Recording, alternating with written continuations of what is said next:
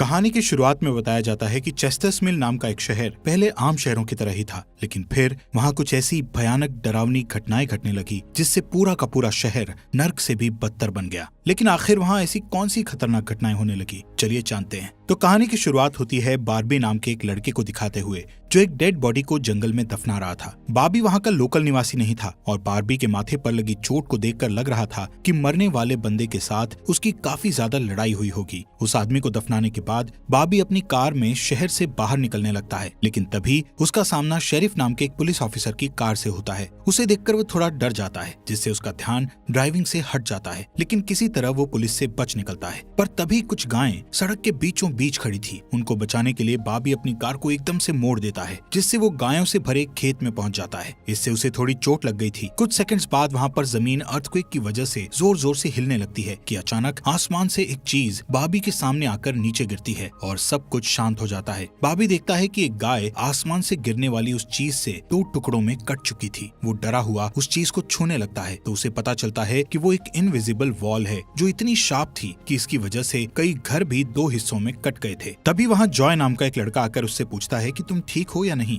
वो भी उस इनविजिबल दीवार को देखकर शॉक्ड रह जाता है। दूसरी तरफ शेरिफ और लिंडा को खबर मिलती है कि उस पूरे टाउन की पावर सप्लाई कट गई है, फोन लाइंस बंद हो गई हैं और इंटरनेट भी काम नहीं कर रहा है। यहाँ तक कि सारे सैटेलाइट कनेक्शंस भी काम करना बंद कर गए थे। तभी शहर के ऊपर से उड़ रहा एक प्लेन उस इनविजिबल वॉल से टकराकर क्रैश हो जाता है, जिसे देखकर लोग और भी ज्यादा घबरा गए थे। और ये बात कंफर्म हो जाती है कि ये सिर्फ एक इनविजिबल दीवार नहीं बल्कि एक राउंड शेप डोम यानी गुम्बद है जिसने आधे शहर को कवर कर लिया है। वहीं दूसरी साइड हम एक रेडियो स्टेशन पर फिल और उसकी असिस्टेंट डोडी को देखते हैं जो सिग्नल लाने की कोशिश कर रहे थे। वो दोनों थोड़ा कंफ्यूज थे कि अचानक सिग्नल क्यों चला गया। यहाँ पर फिल को लगता है कि ये अच्छा मौका है उनकी रेडियो रेटिंग्स को हाई करने का, इसलिए वो दोनों सिग्नल को ठीक करने में लग जाते हैं। वहीं एक फायर ट्रक डोम की दूसरी तरफ से आ रहा था, जिसे देख बार्बी ट्रक वाले को इस इनविजिबल वॉल की तरफ इशारा करता हुआ उसे रुकवाकर क्रैश होने से बचा लेता है। थोड़ी देर बाद वहाँ इन्वेस्टिगेशन करने के लिए कुछ पुलिस वाले आते हैं, पर इस इनविजिबल डोम को समझना उनके बस की बात नहीं थी। उसी समय वहाँ पर एक शहर का काउंसिलमैन जिसका नाम बिग जिम था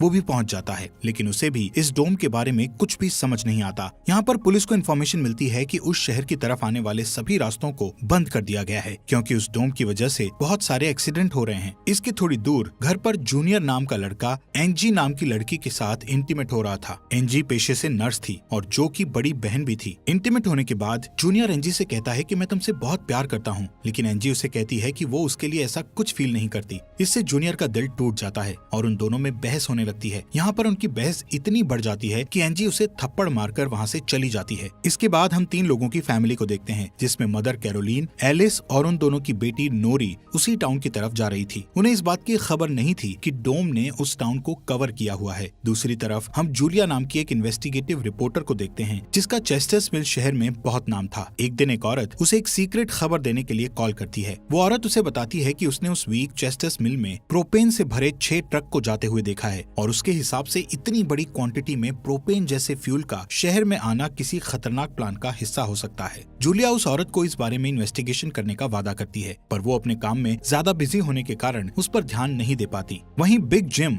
रेडियो स्टेशन जाकर इमरजेंसी की अनाउंसमेंट करता है। कैरोलीन जो एलिस और नॉरी के साथ शहर में आ रही थी ये अनाउंसमेंट सुन लेती है, पर उन्हें लगता है कि ये किसी तरह का एडवर्टीजमेंट है, इसलिए वो इस अनाउंसमेंट पर ध्यान नहीं देती और उनकी कार डोम से टकराते टकराते बचती है क्योंकि उससे पहले दूसरी तरफ से आ रहा एक ट्रक डोम से टकराकर क्रैश हो जाता है, जिसे देखकर वो तुरंत अपनी कार की ब्रेक लगा देती है। इतने बड़े इंसिडेंट को देखकर नॉरी के दौरे पड़ने लगते हैं, जिससे वो बेहोश हो जाती है, लेकिन बेहोश होने से पहले वो किसी पिंक स्टार के बारे में कहती है। अब यहाँ से नॉरी को जल्दी से हॉस्पिटल में ले जाया जाता है, जो कि टाउन में होने वाली घटनाओं से घायल हुए लोगों से भरा पड़ा था। वहीं जूलिया और बार्बी घायल हुए लोगों को हॉस्पिटल ला रहे थे। इसी हॉस्पिटल में जूलिया का हस्बैंड भी डॉक्टर था। वो उससे मिलने जाती है, लेकिन उस वक्त उसका हस्बैंड हॉस्पिटल में नहीं था। हॉस्पिटल में जूलिया को पता चलता है कि उसका हस्बैंड संडे को कभी काम नहीं करता था, पर वो जूलिया को हमेशा झूठ बोलता आ रहा था। हॉस्पिटल के बाहर हम बार्बी और एंजी को मिलते हुए देखते हैं। दोनों को साथ देखकर जूनियर के अंदर एक अलग सी जलन पैदा होती है। वहीं अब टाउन के बॉर्डर्स को सैनिकों द्वारा सील कर दिया जाता है। बहुत सारे साइंटिस्ट और एक्सपर्ट्स को भी इस अजीबोगरीब मुसीबत का असल कारण नहीं पता चलता। पर कुछ घंटों बाद बिग जिम प्रोपेन के बारे में बात करने के लिए शेरिफ से मिलता है। यहाँ पर उनकी बातों से हमें पता चलता है कि उनको इस डोम के बारे में पहले से थोड़ा बहुत पता था, पर वो इस पर खुलकर बात नहीं कर रहे थे। वहीं बॉबी को उस टाउन में एक दिन के लिए रुकना था, पर उसके पास ठहरने के लिए कोई जगह नहीं थी, इसलिए वो अपनी कार में ही रात बिताने का फैसला करता है। तभी जूनियर उसके पास आता है और उसे एंजी से दूर रहने को कहता है। धीरे धीरे उसकी बात धमकी में बदल जाती है। बॉबी हैरान होता है कि आखिर उसकी गलती क्या है। इसी बीच वहाँ जूलिया आ जाती है, जिससे वो झगड़ना बंद कर देते हैं। यहाँ से सीन शिफ्ट होता है और हम देखते हैं कि टाउन के ऐसे हालात से लापरवाह होकर एक जगह कुछ टीनेजर्स पार्टी कर रहे थे। इनमें जॉय भी था। जॉय एक लड़के से वहाँ के हालात पर बात करने लगता है, लेकिन अचानक जॉय को दौरा पड़ने लगता है और वो पिंक स्टार के बारे में बोलने लगता है, जैसे कि पहले नॉरी ने बोला था। वहीं जॉय की बहन एंजी घर पर अकेली होती है। तभी अचानक उसके घर में जूनियर घुसकर उसको किडनैप करके अपने फादर के टूटे फूटे शेल्टर में ले जाता है। यहाँ पर वो उसे बताता है कि मुझे पता है शहर को कवर किए इस डोम के बारे में। यहाँ पर एंजी को उससे ये भी पता चलता है कि बिग जिम ही जूनियर का फादर है। जूनियर एंजी को ये भी बताता है कि उसके फादर अपनी फैमिली की सुरक्षा को लेकर हमेशा चिंतित रहते थे, इसलिए उन्होंने फैमिली के लिए ये शेल्टर बनाया था। वहीं दूसरी साइड जूलिया बॉबी को अपने घर में ठहरने के लिए लाती है। तभी अचानक बॉबी की नजर उसके हस्बैंड की फोटो पर पड़ती है और उसे रियलाइज होता है कि ये वही आदमी है जिसे उसने सुबह मारा था। दूसरी तरफ लिंडा और शेरिफ सभी व्हीकल्स पर नजर रख रहे थे ताकि कोई भी गलती से इस डोम से न टकरा जाए। तभी अचानक शेरिफ को अटैक आ जाता है और वो वहीं पर मर जाता है। अब यहाँ से हमें सुबह की घटना फ्लैशबैक में दिखाई जाती है, जहाँ बॉबी टाउन में जूलिया के हस्बैंड जो डॉक्टर थे उनसे मिलने आया था। वो उनसे कुछ पेमेंट की बात करता है, पर डॉक्टर उसे पेमेंट देने से इनकार कर देता है, जिस वजह से उन दोनों में झगड़ा हो जाता है और एक्सीडेंटली बॉबी उसे गोली मार देता है। बॉबी जानता था कि भले ही उसने उसे गलती से मारा है, पर उसे इसकी सजा मिलेगी और इससे बचने के लिए उसने उसकी बॉडी को जंगल में दफना दिया। वहीं प्रेजेंट में सुबह उठकर बार्बी देखता है कि उसके गले की चेन गायब है, तो वो जूलिया से इसके बारे में पूछता है। जूलिया उससे कहती है कि वो उसकी चेन को ढूंढकर उसे दे देगी, पर तभी बॉबी को याद आता है कि वो चेन उस केबिन में ही गिर गया था जहाँ उसने उसके पति को मारा था। उधर जॉय अपने फ्रेंड बेन के साथ था, जिसने पिछली रात सीजर के वक्त उसकी मदद की थी। बेन जॉय से पिंक स्टार के बारे में पूछता है, जो उसने रात को दौरा पड़ते वक्त कहा था, लेकिन जॉय को उसके बारे में कुछ भी याद नहीं आ रहा था। वहीं रेडियो स्टेशन में डोडी एक स्पेशल डिवाइस की मदद से डोम के बाहर वाले लोगों से कांटेक्ट करने में सक्सेसफुल हो जाती है। वो सोल्जर्स को आपस में बात करते हुए सुन सकती थी, पर वो उनसे कुछ नहीं कहती। वहाँ सोल्जर्स भी कंफ्यूज थे कि आखिर ये इनविजिबल वॉल क्या है। दूसरी तरफ बिग जिम रेस्टोरेंट में बैठा ब्रेकफास्ट कर रहा होता है कि लिंडा वहाँ आकर उसे शेरिफ के मरने की खबर सुनाती है, जिससे वो लोग तुरंत बंकर में डेड बॉडीज को दफनाने वाले के पास जाते हैं, जिसका नाम लेस्टर था। उधर एंजी शेल्टर में किसी को मदद के लिए बुलाने की पूरी कोशिश करती है, पर वो कामयाब नहीं होती।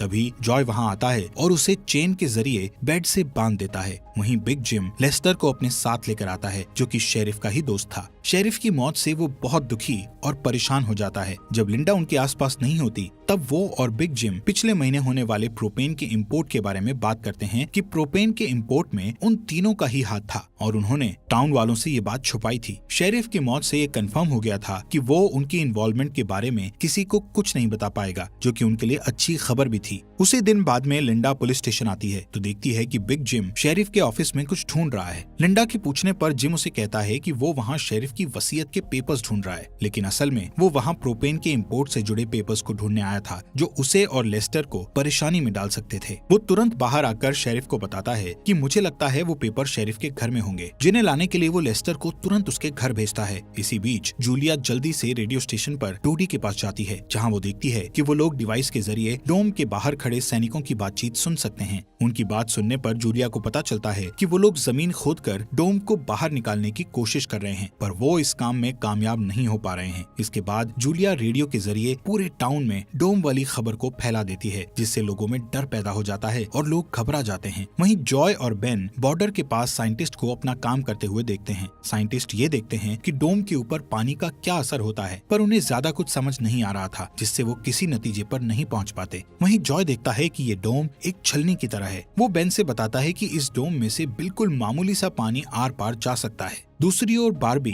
अपनी चेन ढूंढने जूलिया के हस्बैंड डॉक्टर के केबिन में जाता है। वहाँ उसे उसका चेन मिल जाता है, पर तभी जूनियर वहाँ आकर उसे देख लेता है। जूनियर उससे पूछता है कि क्या तुम एंजी के साथ सोए थे। यहाँ पर बार्बी को लगता है कि शायद उसने उसे चेन ढूंढते हुए देख लिया है और इसीलिए वो जूनियर को ऐसे ही वहाँ से जाने नहीं दे सकता था, इसलिए वो जूनियर को बहुत बुरी तरह से पीटने लगता है। वहीं हम देखते हैं कि लेस्टर शेरिफ के घर पहुंचकर प्रोपेन इंपोर्ट के पेपर्स को ढूंढने लगता है। कुछ टाइम बाद उसे वो पेपर्स ड्रॉवर में मिल जाते हैं, तभी वो उन्हें जला देता है। जब वो वहाँ से जाने लगता है तो उसका पैर लगने से पेपर्स की आग घर के पर्दों पर लग जाती है, जिससे आग की लपटें पूरे घर में फैल जाती हैं और पूरा घर जलने लगता है, जिसे देखकर जल्दी ही बहुत सारे लोग जमा हो जाते हैं और आग बुझाने की कोशिश करते हैं, पर फायर ट्रक के बिना आग बुझाना नामुमकिन था। अगर वो लोग घर को जलने देते तो डोम के अंदर का टेम्परेचर बहुत बढ़ जाता, जिससे लोगों की जानें भी जा सकती थी। इसलिए सब मिलकर आग बुझाने में लग जाते हैं। बॉबी लोगों को आग बुझाने में लीड करता है। तभी लिंडा को घर के अंदर से लेस्टर की चीखने की आवाजें सुनाई देती है। वो अंदर जाकर उसे घसीटकर बाहर निकाल लाती है और इलाज के लिए डॉक्टर के पास भेज देती है। यहाँ पर लोगों को आग बुझाने में 1 घंटे के बाद भी कामयाबी नहीं मिलती, उल्टा आग और भड़क जाती है। आखिर में जिम लोडर लेकर आता है और घर को गिरा देता है। तब कहीं जाकर आग शांत होती है। इसके बाद सारे थके हुए लोग इकट्ठा होते हैं। उनमें से पॉल नाम का एक पुलिस वाला फ्रस्ट्रेट होकर कहता है कि हम सभी लोग इस डोम से कभी भी बाहर नहीं निकल पाएंगे, क्योंकि ये डोम आग से जो धुआं निकला है उसे बाहर नहीं निकलने दे रहा। वो कहता है कि हम सभी इस डोम के अंदर ही मरने वाले हैं। इतना कहता हुआ वो हवा में गोली चला देता है, जो कि डोम से टकराकर एक दूसरे पुलिस वाले को लग जाती है और वो तुरंत मर जाता है। यहाँ पर पॉल को अरेस्ट कर लिया जाता है। अंधेरा होने पर जॉय और उसके दोस्त स्केटिंग के लिए जाते हैं। तभी वहाँ पर नोरी जॉय के पास आकर उसे कहती है कि उसे अपना फोन चार्ज करना है। जॉय उसे अपने घर ले जाता है, क्योंकि उसके घर में जनरेटर था, जो कि उस टाउन के गिने चुने घरों में ही था। उधर लिंडा पॉल को जेल लेकर आती है।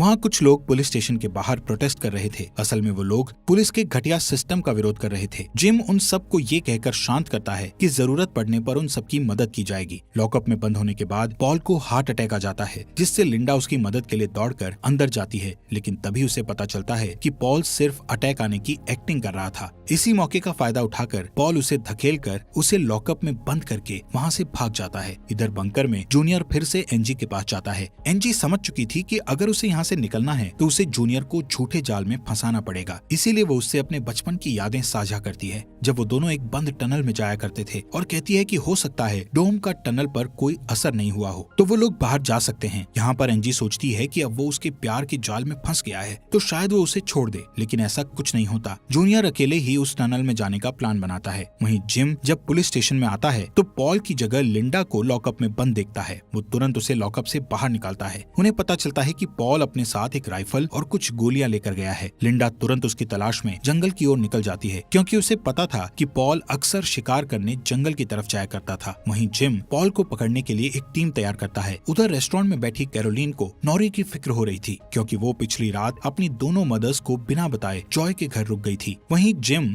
लोगों से पॉल को तलाश करने के लिए उसकी टीम ज्वाइन करने को कहता है। वो बॉबी से भी उनके साथ चलने को कहता है, क्योंकि वो आग बुझाने में अच्छा लीडर साबित हुआ था। इसके बाद वो लोग जंगल में जाने लगते हैं। रास्ते में बार्बी अपनी खूबियां दिखाता हुआ उनसे कहता है कि वो मिलिट्री में भी रह चुका है। वहीं दूसरी ओर जूलिया जूनियर को टनल की तरफ जाते हुए देखती है। वो उसे रोककर पूछती है कि वो बैग पैक करके कहाँ जा रहा है, लेकिन जूनियर बहुत जल्दी में था और वो नर्वस भी था। वो कहता है कि मैं बस यहीं पास में अपने दोस्त से मिलने जा रहा हूँ। इससे जूलिया का शक उस पर और भी बढ़ जाता है और वो उसका पीछा करती हुई टनल तक पहुँच जाती है। उधर जॉय के घर पर जॉय और नॉरी साथ में नाश्ता कर रहे थे। जॉय पहले कभी किसी लड़की के साथ अकेला नहीं रहा था, इसलिए थोड़ा नर्वस फील कर रहा था, जबकि नॉरी कॉन्फिडेंट थी और बातचीत में भी हाजिर जवाब थी। तभी बेन और 2 लड़कियों को अपने साथ लेकर उसके घर आ जाता है, जिन्हें फोन चार्ज करना था। उन्हें इम्प्रेस करने के लिए बेन को जनरेटर यूज करना था, जिसके लिए जॉय बेन को थोड़ी बेदिली से इजाजत दे देता है, क्योंकि उस टाउन में जनरेटर एक बहुत काम की चीज थी और इस तरह उसका मिसयूज करना उसे सही नहीं लग रहा था। उधर जंगल में हम देखते हैं कि सर्च टीम पॉल को ढूंढ लेती है, पर उसी टाइम पॉल एक लड़के की टांग में गोली मार देता है। दूसरा लड़का भी उसे संभालने के लिए वहीं रुक जाता है, जबकि जिम और बार्बी पॉल के पीछे भागते हैं। दूसरी तरफ जूनियर टनल के आखिरी सिरे पर पहुंच जाता है, जहां पहुंचकर उसे पता चलता है कि डोम ने टनल को भी कवर किया हुआ है। वो दीवार के बिल्कुल करीब पहुंच जाते हैं, जिससे उसकी टॉर्च जलने लगती है। तभी जूलिया वहां आकर उसे वार्न करती है। जूलिया को देखकर जूनियर को बहुत गुस्सा आता है, क्योंकि वो उसका पीछा कर रही थी। इस बात से जूनियर पागलों की तरह उस इनविजिबल वॉल को मुक्के मारने लगता है, जिससे जूलिया उसे रोकती है। फिर दोनों बैठकर बात करने लगते हैं। जूलिया उसे बताती है कि अपने पास्ट में की गई एक गलती की वजह से वो जर्नलिस्ट की इस बेकार सी जॉब में फंस गई है। उधर जॉय का घर लोगों से भर जाता है, जो अपनी अपनी जरूरत के लिए उसके जनरेटर को यूज करने के लिए आए थे। एक बदमाश लड़का लोगों से जनरेटर यूज करने के बदले में पैसे वसूलने करने की कोशिश करता है, जो कि उसका था ही नहीं, लेकिन उसके खिलाफ बोलने की किसी में हिम्मत नहीं थी। ये देखकर नॉरी सब कुछ हैंडल करने के लिए आगे बढ़ती है, पर मामला और भी ज्यादा गर्म हो जाता है। लेकिन इससे पहले कि कुछ गलत होता तभी लाइट ही चली जाती है। नॉरी इस बात से बहुत खुश होती है कि जॉय ने उस बहस में उसका साथ दिया। वहीं जंगल में बॉबी और जिम पॉल तक पहुंच जाते हैं, पर पॉल ने अपनी राइफल निकाल रखी थी, जिससे वो जिम को मारने ही वाला था कि तभी पीछे से लिंडा आकर उसे शूट कर देती है। दूसरी साइड कैरोलीन जॉय के घर जाकर अपनी बेटी नोरी से मिलती है। वो नोरी से कहती है कि उसे थोड़ा जिम्मेदार बनना चाहिए। उसकी डांट सुनकर जॉय और नोरी एक दूसरे का हाथ पकड़ लेते हैं, जिससे एक स्ट्रेंज स्पार्क पैदा होता है और उसी वक्त दोनों को दौरे पड़ने लगते हैं। वो दोनों एक साथ किसी पिंक स्टार के बारे में बात कर रहे थे। उधर जूनियर शेल्टर में एनजी के पास जाता है, लेकिन इस बार उसके हाथ में फर्स्ट एड किट थी। एनजी उसके जख्मों पर मरहम पट्टी करती है और चुपके से सीजर अपने पास रख लेती है। वहीं हम देखते हैं कि जूलिया और बार्बी दिन भर की थकान के बाद वापस घर लौटते हैं, लेकिन जूलिया जूनियर की बातें सुनने के बाद से ही बार्बी पर शक करने लगी थी और जब बार्बी नहाने जाता है तो जूलिया उसका सामान चेक करने लगती है। दोस्तों, हमारे फॉक्स एक्सप्लेनर हिंदी चैनल को सब्सक्राइब करना मत भूलना। और आपको ये अंडर द डोम सीरीज यहाँ तक कैसी लगी, इस सीरीज के नेक्स्ट एपिसोड लाएं या नहीं, कमेंट बॉक्स में हमें जरूर बताएं।